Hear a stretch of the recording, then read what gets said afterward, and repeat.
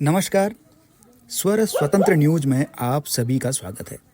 खबर है गरुड़ के सिरकोट की।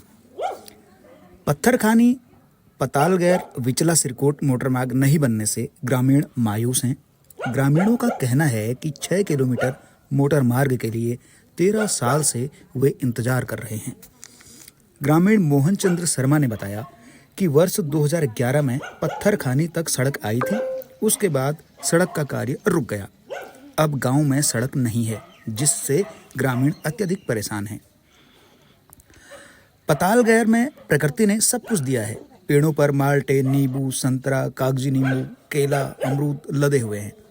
ग्रामीण सुशीला देवी का कहना है कि सड़क होती तो युवा स्वरोजगार से जुड़ते, फल सब्जी मार्केट तक जाती, बेची जा सकती थी। सड़क नहीं होने से गर्भवती महिलाओं व बुजुर्गों को अत्यधिक परेशानी का सामना करना पड़ता है।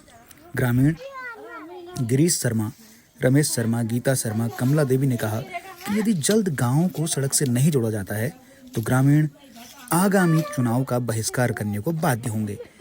गांवों की ये सूनी पड़ी बाखली इस बात का प्रतीक है कि सुख सुविधाएं, मूलभूत सुविधाएं यदि गांवों को नहीं मिलेंगी तो लोग पलायन करने पर बाध्य होंगे।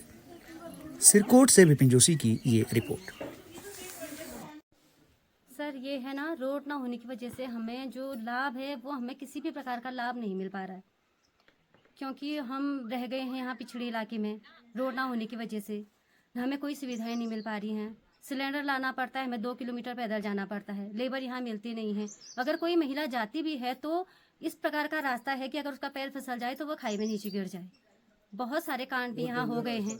अगर इसी प्रकार को हम इसी क्रम को आगे बढ़ाते हैं तो गर्भवती महिलाएं हैं, उन्हें अगर पेन भी होता है तो हम कैसे उनको रोड तक ले जाएं। अगर 108 की सुविधा भी अगर सरकार दे रही है तो हम कैसे 108 तक उसे पहुंचाएं, क्योंकि यहाँ बच्चे नहीं हैं। पढ़े लिखे वर्ग जो है यहाँ से पलायन कर चुके हैं, अपने बच्चों को ले जा चुके हैं।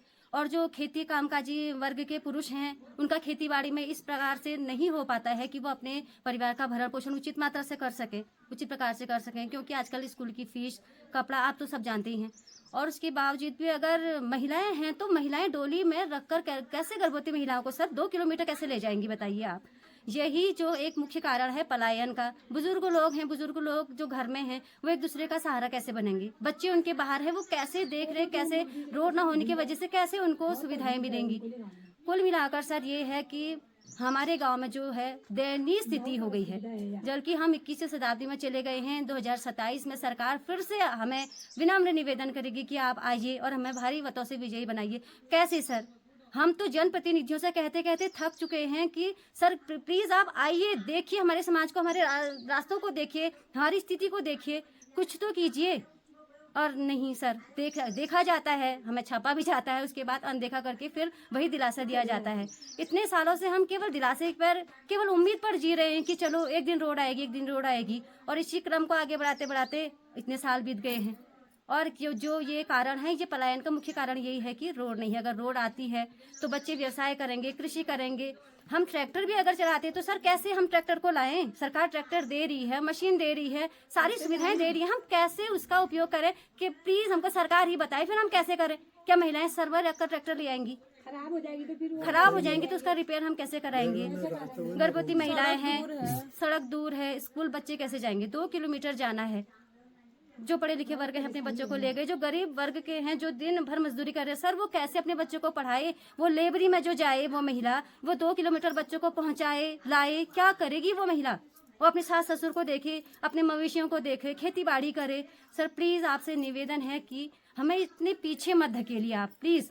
अगर जहाँ भारत देश जो आगे बढ़ रहा है वो हमें पीछे इस स्तर पर न लाए कि हमें सोचने पर मजबूर हो जाए कि हम कहाँ रहते हैं। प्लीज हम आपसे विनम्र निवेदन करते हैं कि प्लीज हमारे लिए ज्यादा ना करके एक रोड की सुविधा तो आप कर ही सकते हैं। मोहन शर्मा सिरकोट से बोल रहा हूँ सर। हाँ, यहाँ बहुत दिक्कत है, बहुत परेशानी। 2011 में ये रोड आ गई थी सामने पार, तब से जो है अभी तक वो जैसे कि तैसे पड़ी हुई है। अभी जो है लोग कितने प्लान कर चुके हैं, आदमी यहाँ से कम 10 बार मुआवजे तो ऐसे प्लान कर चुके हैं। और बाकी करने के चक्कर में क्योंकि रोड नहीं है, बच्चों को जाने में दिक्कत है स्कूल। अच्छा, कितना किलोमीटर हुआ सर ये जो रोड है? लगभग 6 किलोमीटर। 6 किलोमीटर और चढ़ाई ऐसी है बिल्कुल ऊपर को। पैदल आदमी आने में बहुत मुश्किल है। मुश्किल है, बंदर अलग से है, बच्चों को बंदर अलग, बाघ अलग है, बच्चों को छोड़ना भी नहीं है। नदी नाले हैं, गधेरे हैं, ऊपर को जाते समय भी रास्ता क्यों है, चढ़ाई है। बाजार यहाँ से कम 2-2.5 किलोमीटर पड़ता है चढ़ाई में। अब बच्चों को अकेले छोड़ना भी नहीं है, अगर छोड़ेंगे तो कहीं बंदर आ गया मार दिया या बाघ आ गया उठा के ले गया तो बड़ी परेशानी है, दिक्कतबाजी है। इसलिए जो है रोड किसी प्रकार से मंजूर हो जाए तो बहुत बढ़िया है।